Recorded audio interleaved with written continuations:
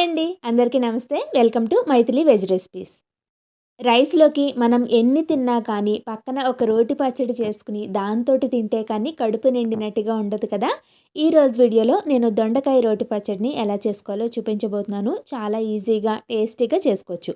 ఈ పచ్చడి కోసం నేను పండిన దొండకాయలని కాకుండా ఇలా పచ్చి దొండకాయలతోటే పచ్చడిని చేసి చూపిస్తున్నాను. దీనికోసం నేను ఇక్కడ పావు కిలో వరకు దొండకాయ ముక్కల్ని తీసుకున్నాను.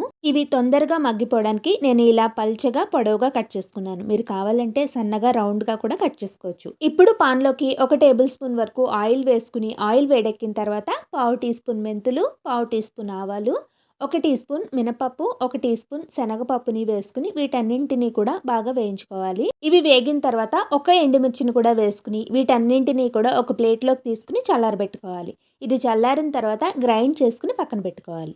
ఇప్పుడు అదే పాన్లోకి మనం కట్ చేసి పెట్టుకున్న దొండకాయ ముక్కల్ని వేసుకుని కారానికి సరిపడా పచ్చిమిర్చిని వేసుకోవాలి. పైన కొద్దిగా పసుపుని, రుచికి సరిపడా ఉప్పుని వేసుకోవాలి. దొండకాయలు సాఫ్ట్గా అయ్యేంత వరకు మీడియం ఫ్లేమ్ మీదే మూత పెట్టి మగ్గించుకోవాలి.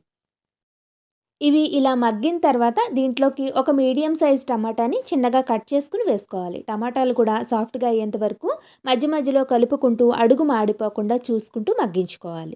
దొండకాయలు ఇంకా టమాటా అనేది పూర్తిగా మగ్గిపోయిన తర్వాత స్టవ్ ఫ్లేమ్ని ఆఫ్ చేసేసుకుని దీన్ని పూర్తిగా చల్లారిన తర్వాత మిక్సీ జార్లో వేసుకుని మరీ మెత్తగా కాకుండా కొంచెం కోర్సులా ఉండేలాగా గ్రైండ్ చేసుకోవాలి. గ్రైండ్ చేసేటప్పుడు కొద్దిగా చింతపండును కూడా వేసుకుని గ్రైండ్ చేసుకోవాలి.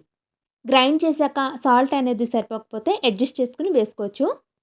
ఇలా పచ్చడి రెడీ అయిన తర్వాత ఇప్పుడు దీనిపైన పోపుని వేసుకోవాలి. పాన్లోకి 1 టేబుల్ స్పూన్ ఆయిల్ వేసుకుని ఆయిల్ వేడెక్కాక పావు టీ స్పూన్ శనగపప్పు, పావు టీ స్పూన్ మినపప్పు, పావు టీ స్పూన్ ఆవాలు వేసుకుని ఇవి వేగిన తర్వాత ఎండుమిర్చి, కరివేపాకుని, కొద్దిగా పసుపు, ఇంగువని కూడా వేసుకుని గ్రైండ్ చేసిన పచ్చడిని వేసుకుని స్టవ్ ఫ్లేమ్ని ఆఫ్ చేసేసుకోవాలి. ఇదంతా కూడా బాగా మిక్స్ చేసుకుని పైన కొద్దిగా కొత్తిమీరతో గార్నిష్ చేసుకుంటే మనకి దొండకాయ రోటి పచ్చడి రెడీ అయిపోయినట్టే. వేడి వేడి అన్నంలోకి ఈ దొండకాయ పచ్చడిని కొద్దిగా నెయ్యి వేసుకుని తింటే చాలా బాగుంటుంది కదా!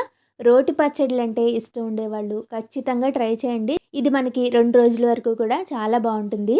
మీరు ఇప్పటివరకు ట్రై చేయకపోతే తప్పకుండా ట్రై చేసి మీ ఫీడ్‌బ్యాక్‌ని నాతో కింద కామెంట్ బాక్స్‌లో షేర్ చేసుకోవడం మర్చిపోకండి. ఈ వీడియో కనుక నచ్చితే లైక్ చేసి మీ ఫ్రెండ్స్, రిలేటివ్స్ అందరితోనూ షేర్ చేయండి.